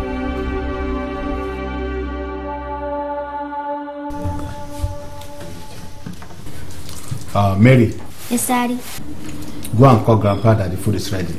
Okay. Where are you going? I'm going to go call Grandpa. Come on, sit down. Omi, why? I just don't want her to go to that room. Why? You don't want him to eat? Let somebody else go. I don't want them in that room. It is too dangerous. It is dangerous for my children to go and call my father for dinner? But what is wrong with you? Eh? Why are you so sentimental? Who knows what Baba is doing in that room right now? Maybe he's reciting some incantations or spell. I don't want my children to go there. Okay, you go and call him. Tell him the food is ready. It's better you go. You are embarking on a very dangerous journey, Yoni. Bámi, mo ṣe ní kí wá pè yín náà. Ẹ máa kó kalẹ̀ o, ayé yín wá. Ẹ pẹ̀lẹ́. Ṣé sùn dáadáa? Òórùn la gbọ́ lókè. Mo sùn. Ẹ ṣe. Ẹ pẹ̀lẹ́. Ìyá Gbóyèga sọ jíṣẹ́ fún ọ pé mo ní kó má bínú. Kò jíṣẹ́ kankan fún mi. Gbọ́, ó bá mi sọ pé mo ní kó má bínú pé gbogbo tí mo ṣe kò fi sòsùn kò fi rárá. Ájọ ọmọ mò ń ṣe. Sórí ọ̀rọ̀ àwọn agboolé ọba Òjébolo. Bàbá mi, ẹ má lọ síbẹ̀ yẹn. Ẹ má lọ sí ọ̀dọ̀ àwọn ẹgbẹ́ tàwọn ará ilé ẹjọ́ bọ̀rọ̀ ẹgbẹ́ sílẹ̀. Oúnjẹ lẹ́wà jẹ. Ó ti gbọ́ Ládé ó ti gbọ́ mi. Ó dà. Òun ló gbọ́ ẹ. Please serve. Ẹ wá jẹun. Ẹ pẹ̀lẹ́.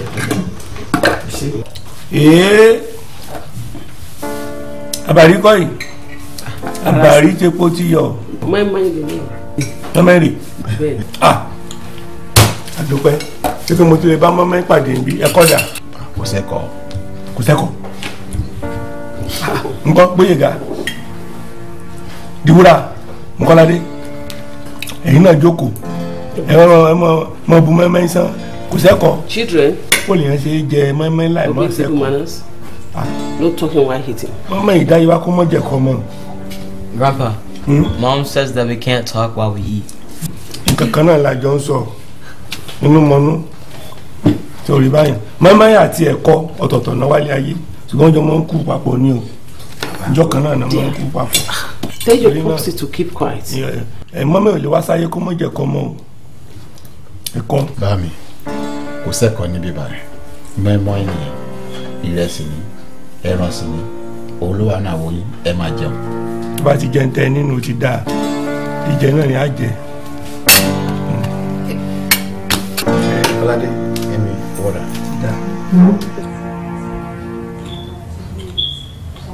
Andele. Bámi. Ẹ̀rù rógbó. Èyí ti fẹ́ tán o. Torí gbàwọn tán ṣe ń bì kò sí tó nítumọ̀ ń bẹ. Àrí ìwé sọ pátápátá náà sọ. Tòkútọ̀ náà tó látàárọ̀. Ajíbógun kárì. Àwọn èèyàn ti péjọ báyìí. Ilé Balógun lókù táwọn èèyàn ti máa ń wòran ní ìsìn. Ìtẹ́ ló ra fún wa. Nígbò bàjẹ́, ẹ̀ta ni ó wá tún ṣe. Gbígbé tó gbé lọ báyìí ni ọ̀dà padà. Ẹ̀kọ́ kan táwa fẹ́ wòran lálọ́ Ilé Balógun. Ìka máa wo kóòtù àṣepa. Àti kí wọ́n sọ ìtàn bí ìtàn ìrìnkèrindò nínú gbó elégbèje. Peace be unto this house. Pastor. Good evening. Bámi, àwọn àlùfáà ìjọ wa nìyẹn. Kò ṣe Olúwa o. Dikin Lambert ni àwọn ní ọ̀gá àwọn ọkùnrin ìjọ. Mr. Dedu náà nìyẹn, ọ̀gá àwọn ọkùnrin ìjọ wa. Ẹ ṣé. Olúwa kún wa lérè o. Thank you, sir. Àwọn ìṣe lásán o. Ẹ ṣeun o. So you're welcome. Let's talk to our humble city.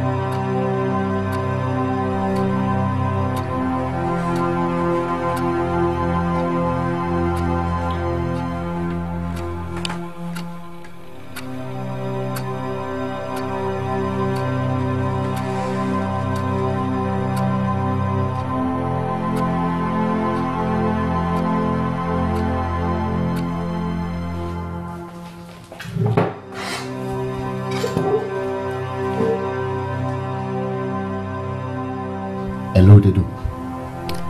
What are you doing? You're not yet asleep. Something like that. Me too. I'm missing you.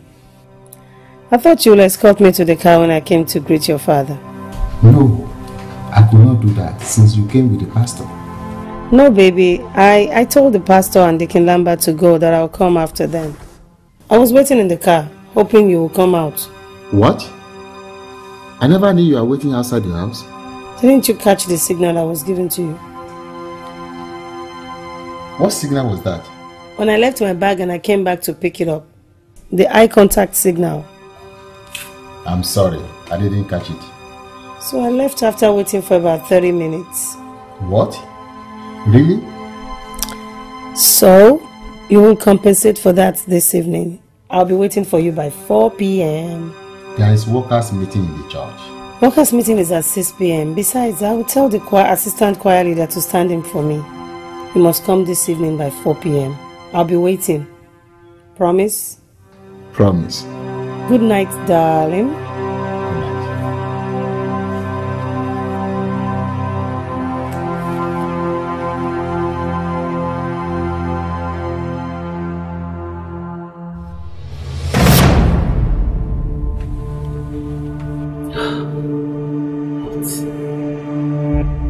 What's the meaning of this dream? Mommy Boyega and her son tied to a stake while Edadele stand looking. What is the meaning of this dream?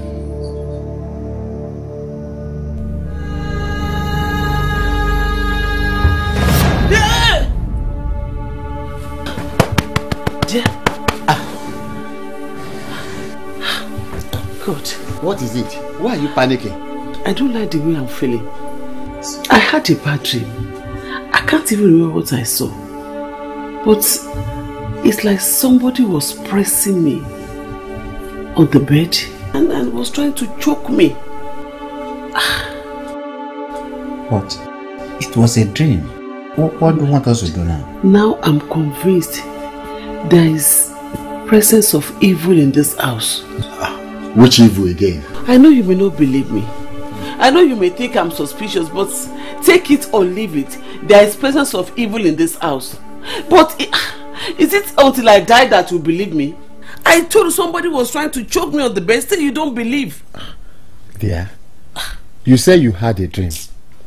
Will I go into your dream and fight the person? Or what do you want me to do? Okay. Henceforth, I choose to fight this battle alone. Okay. Please yourself.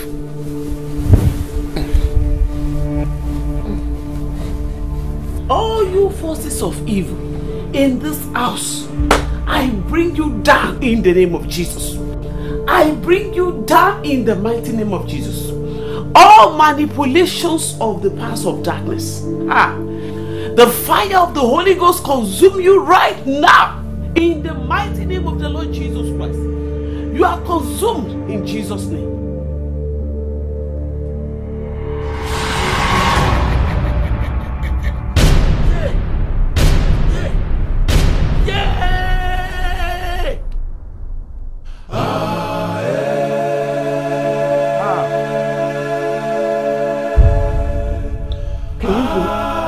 Can you hear that? Hi! Immediately I started praying, Baba started shouting. I hope you are now convinced that Baba entered this house with a lot of evil. As for me, I will intensify my prayers. I don't even care whatever happened to him, because I'm going to intensify my prayers. Baba must be the person who wanted to choke me in my dream. Ha! What have I done to your father? Hey! What have I done to him? Please tell your people to let me be. Oh. Tell your people to let me be. Let me be. God.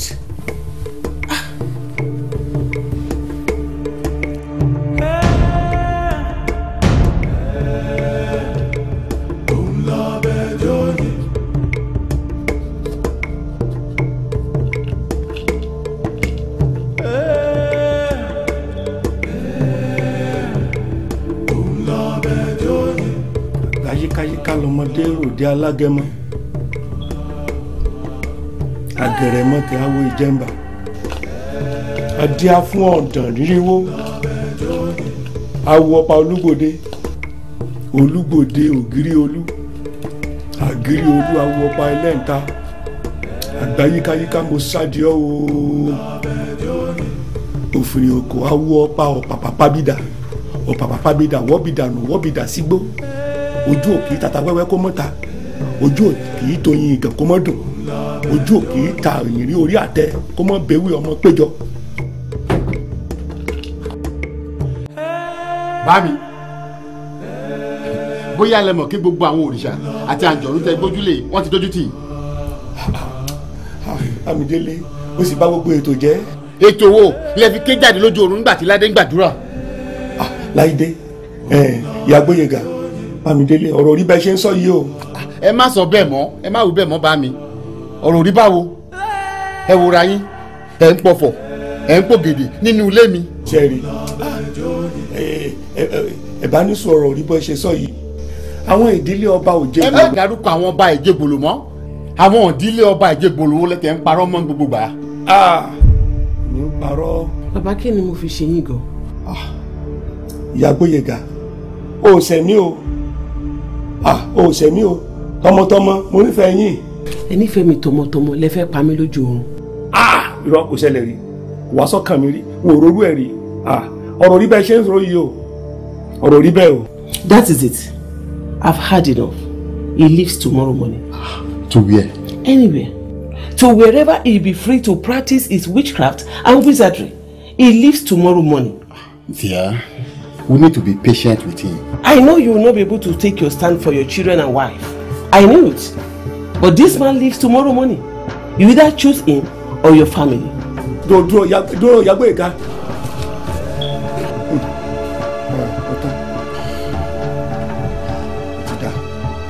Ìlọ́yà níbodè àpò nífà àgbà lóbìnrin ọ̀pẹ̀lẹ̀ tó tún fi ń dáfá ajágbe níbi ajá ti ń sá lọ sọ́lú ajá kó sínú iná ó bá múni bọ́nu òun bó ṣe sọ Àmídélé. Bámi. Òun bó ṣe kọ́ ni o wọ́n ní ọ̀jọ̀ jẹ́ omi ro ọjọ́ jẹ́ omi ro omi máa sàn wájú ilé oníbòtú jẹ ọ̀nìkan kan wúarúbí òrò òní lábúlé Olódùmarè òrò lóró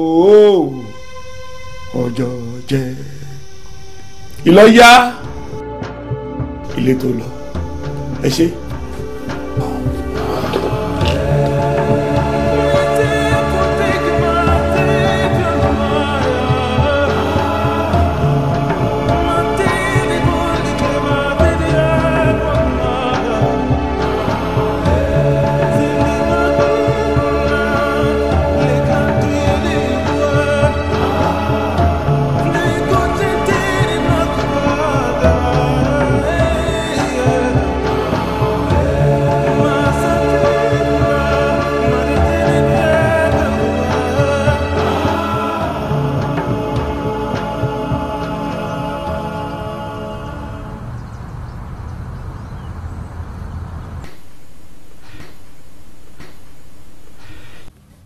I got your call this morning. Why? What happened? Where is she? She went to drop the children at school. She'll be back soon. What happened? You said she insisted Baba should leave this house today and go back to Nigeria. Pastor, she's just being unrealistic.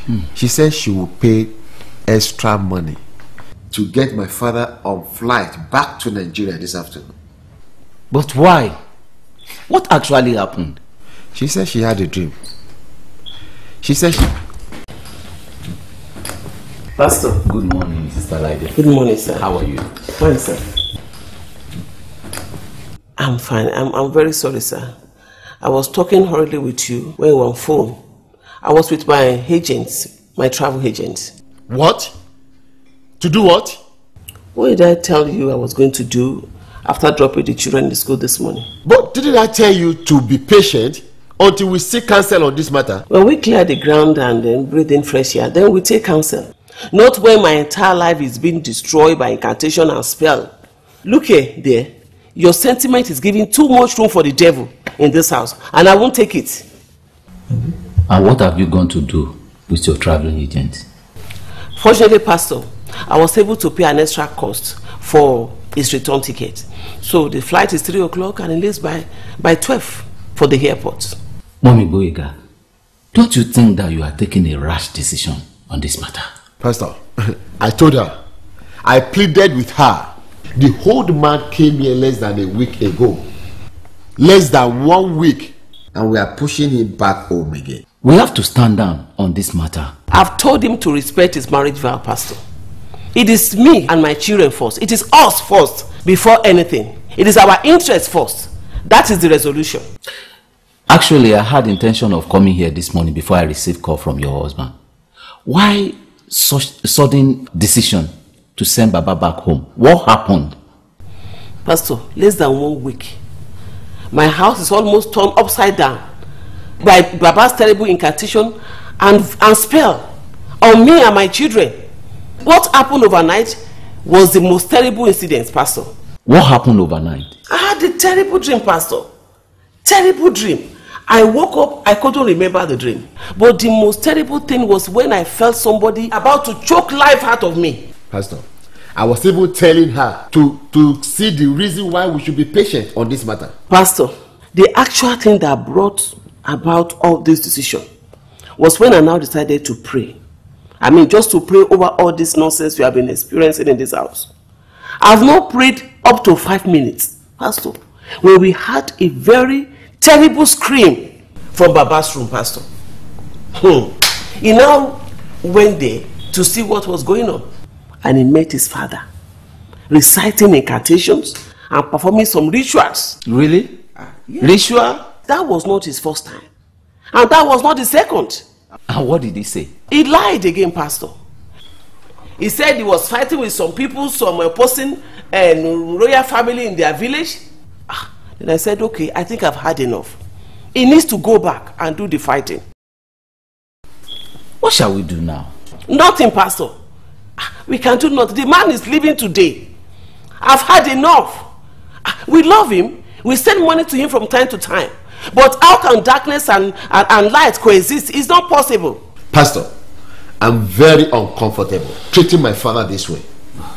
I got him a 2-year visa to come to the US. I bought him a ticket and schedule is going back after 4 months. This old man celebrated his coming to the foreign land with his friends and relatives, and you know about it. Sending him back to Nigeria after spending 1 week in this state. Is that not disgraceful? Is that not shameful enough? Lady, my father is going nowhere. Why do you love your parents more than your children and wife? Eh? Listen to me. If you are to be your father and your mother, can you send them back? Can you send them into disgrace and dishonor them? Can you send them back home the way you want to do to my father? My father can never do that. My father can never do that because he is not an idolater. Last year, your mom spent 2 months with us. I took her to the mall. I even took her to the cinema. Your mother hostess church senior citizen in this house. I did shopping for her. Why are you so cruel to my father? Even if my father is an idol worshipper, you married me from his house for God's sake. Elder Dele, calm down. Don't calm him down, Pastor. Don't calm him down. Let him keep firing like a machine gun. Like me? Firing like a machine gun? That is the most stupid thing you have ever said, Lady. And that is the most stupid step you have ever taken in your entire miserable life. Yeah!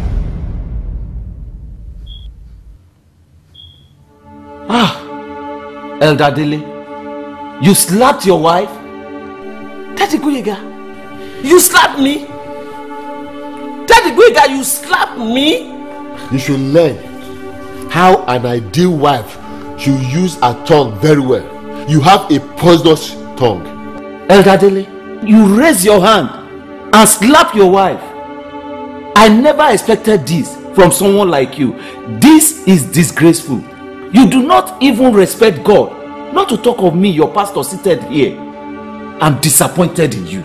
Daddy Gboyega, you stay the honest nest. You slap me because of your father. This man is leaving this house right now. I've already paid for his return ticket. Has he taken his breakfast? I don't care. Your father is not eating in this house. And you know what I can do? You know I can destroy your entire life in this US. I can sue you and claim ownership of my children. And I can claim monthly allowances from you throughout your entire life. I can call the cops on you and accuse you of domestic violence. And you know what that means? No, Sister Laide, you will do no such thing. Think about your children and think about your future. You will give the devil no further chance in this family. Pastor, that is the only thing standing between me and the madness in me right now. My children, they are the ones stepping the madness inside of me right now. Get that man out of my house before 12.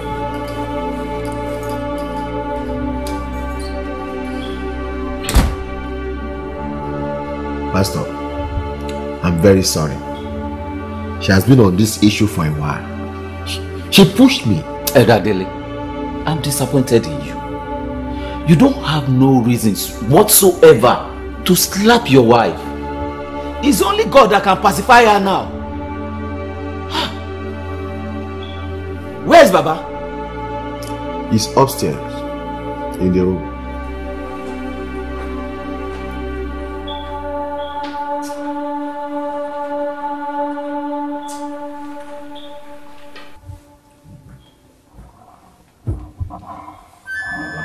Ẹ káàárọ̀ alàgbà. Ẹ káàárọ̀. Ẹ pẹ̀lẹ́.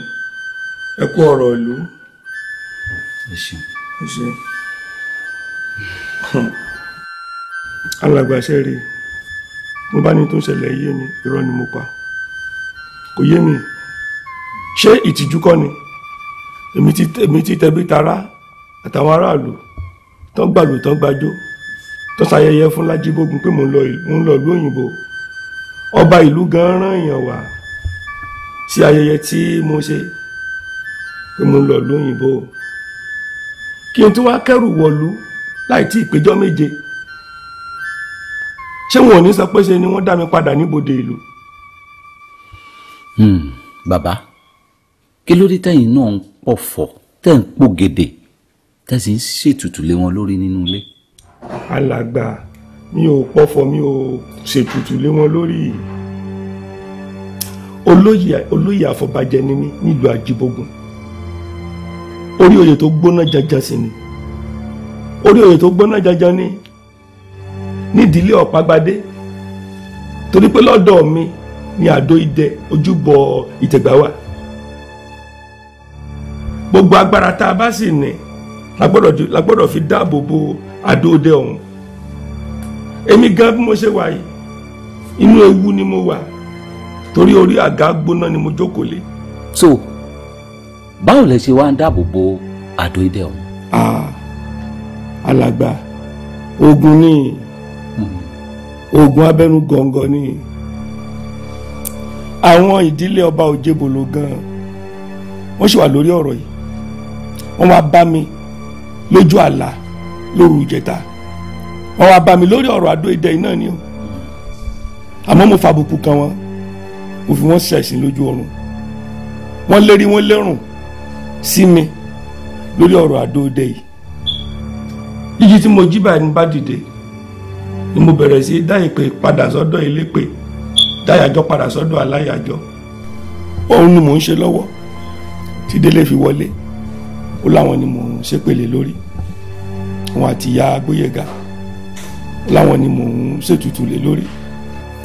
Bàbá, ìyá Agbóyèga sọ pé bí àwọn ṣe jí lóru tí wọ́n sì bẹ̀rẹ̀ sí gbàdúrà láti kọjú kọ àwọn ẹ̀mí tí wọ́n bá wọn jà nínú ẹbí yìí, bẹ́ẹ̀ lẹ fi gbé ta nínú ìyẹ̀wò yín. Alàgbà, èmi ò mọ̀ o báwọn kan gbàdúrà lóru o, bí wọn ò gbàdúrà lóru o, mi ò mọ̀. Àmọ́ olóyè Olúòjé ìdílé ọba Òjébòlò àlálẹ̀ mi lá lójú oorun tí Olúòjé ìdílé àwọn ọba Òjébòlò tó wá bá mi tó gbá mi létí lẹ́ẹ̀mẹ́ta lójú oorun. ariwo etí gbígbá lèmi pa tí mo fi tají bóyá igbe òun ló gbọ́ bí ó sì tí mo sì ṣe tají n bá tún dìde mo bẹ̀rẹ̀ ìjà ni mo bẹ̀rẹ̀ sí ránṣẹ́ padà síbi tó ti wá ohun tí mò ń ṣe lọ́wọ́ rèé tí Délé àti ìyá Gbóyèga tó fi wọlé tó fi wá bá mi ipa wọn ni mo ṣe pèlè lórí. bàbá ṣé kò ju báwọn náà lọ. alàgbà kò jù bẹ́ẹ̀ lọ kò jù bẹ́ẹ̀ lọ bó tilẹ̀ jẹ́ pé láti ìgbà tí mo ti dé ìyá Gbóyèga kò fẹ́ràn mi bẹ́ẹ̀ ni kò jẹ́ káwọn ọmọ tiẹ̀ wá kí mi kò jẹ́ kán bá mi ṣeré. Délé ńkọ́ ṣé òun ló ṣàgbé mi lọ sí ìdíkọ̀. rárá bàbá èmi mò ń gbé yín lọ ìdí ọkọ̀ òfurufú. ẹ̀yin ni. ìwé ọkọ̀ yín ńkọ́. wà lọ́wọ́ Délé gbàtí mo ti dé ló ti gbà lọ́wọ́ mi. ṣé ẹ ti ṣe tán báyìí.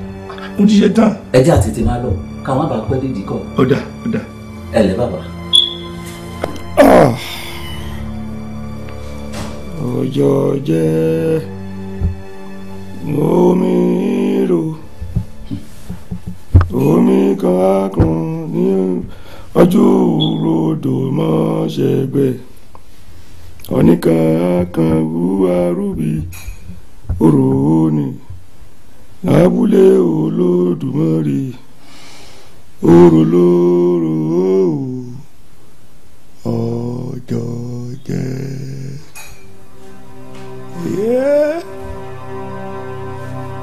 Hi, Ajibogun ya.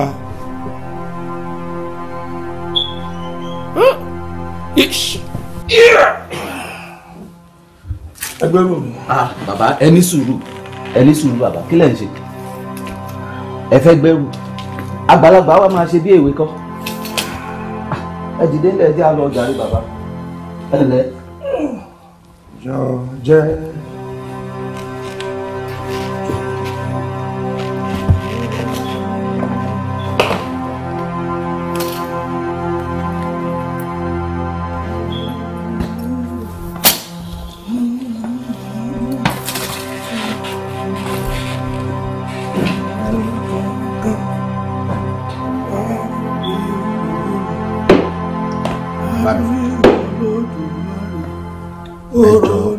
ẹ má bínú sí wa. ọjọ́ jẹ́ ìbínú kẹ̀ inú mélòó wọn ní tí mo bí àbínú mẹ́jẹ̀ kó dùn mí pé ó dùn mí díẹ̀ àwọn ọmọ ń sì rèé mo ti ráyè kí àwọn ọmọ ó dàbọ̀ àwọn ọmọ bá dé máa sọ fún wọn pé a mọ̀ ríra o ojú ò tún pé o tí wọ́n ń kíyàwó rẹ̀ ìyá Gbóyèga ní kó mọ̀ bínú sí mi gbogbo oúnjẹ owó tí a bá ti ṣe tí ò dáa kó mọ̀ bínú àwọ̀ ọ̀gbọ̀ àìmọ̀ rìn kórí ó mọ́ mi tó ti yí ọ tó ṣe. àwọn àlùfáà wa ní àwọn pásítọ̀ àwọn làwọn máa gbé dé airport. bẹ́ẹ̀ ni wọ́n ti sọ bẹ́ẹ̀ báwọn gbé mi dé ìdíkọ̀ ó ti dà ó ṣe. pásítọ̀ ti ní ẹ. gbogbo bàtà ń bọ̀ gbọ́ ẹ̀ náà sàn béèrè sá náà ń béèrè sá kò ṣe o wọ́n ti dá gbogbo ohun tó ṣókùnkùn níwájú èèyàn kedere ló wọ̀n níwájú Ọlọ́run gbogbo ẹ̀rí gbogbo ohun tó ṣókùnkùn ó sì ń bọ̀ wá hàn kedere tó bá yá báńkì Gbóyèga ní ọmọ bínú sí mi o tó ti gbọ́ wọ́n ti káwọn ọmọ náà pé láyọ̀ lápàdé bàbá tí kù á jẹran tó tẹ́rìn bàbá sì wà láyè bó bá ṣe é ṣe á ríra mọ̀jọ jẹ́ o.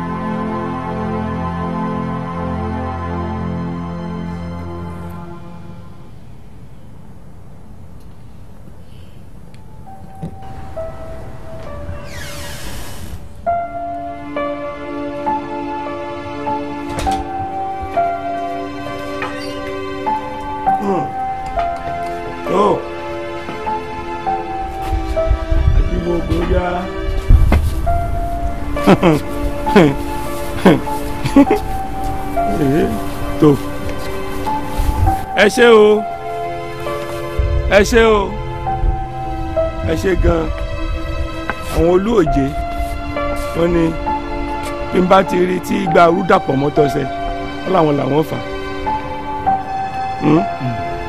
wọ́n ní tí n bá gbúròó ìbọn àwọn làwọn yìn ẹ̀yin ará ilé ọba Òjébólò tó àrọ́wọ́ yín o ẹ ṣé o Olúòjé oníṣẹ́ yín jẹ́ o ìyá Kẹsàn àrọ́wọ́ yín ẹ ṣé o ó mọ̀ ṣe o ẹ̀yin ará ilé ọba Òjébólò ẹ mọ̀ ṣe o àrọ́wọ́ yín o ẹjọ́ yín kọ́ o ẹjọ́ yín kọ́ ẹ ṣé o adúpẹ́ o ìyá Kẹsàn Olúòjé adúpẹ́ ẹ ṣé o.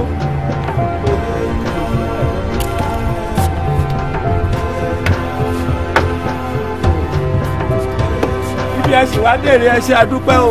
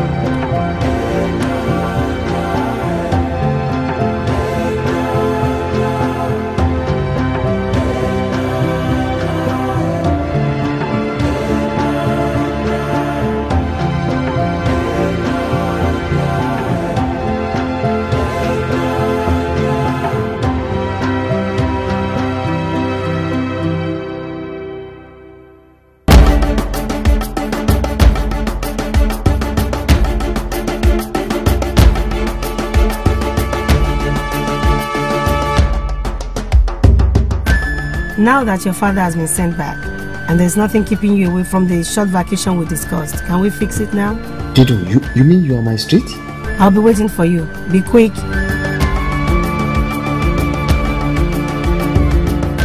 Àwọn ará ilé Akérèjọ gba kíka ni etí méjì ló gbà mí ó sì gbẹ̀san yìí bó sojú àlá bó sojú ayé ń gba tèmi padà. ẹrù jẹjẹ fíìmọ̀ nàkànàkàn ó ẹrù jẹjẹ sọmọ́nù bí òkò ẹrù jẹjẹ sọmọ́nù abájọ.